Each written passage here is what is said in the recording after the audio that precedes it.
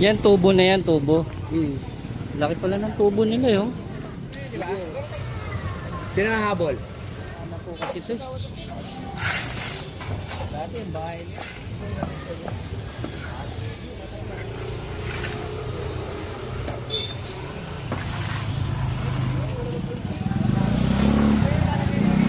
Tanghali po.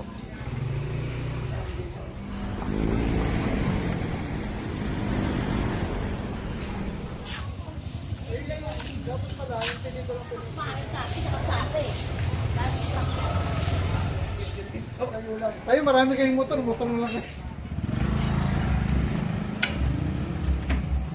Nakatabingi. Ganda ng kuya.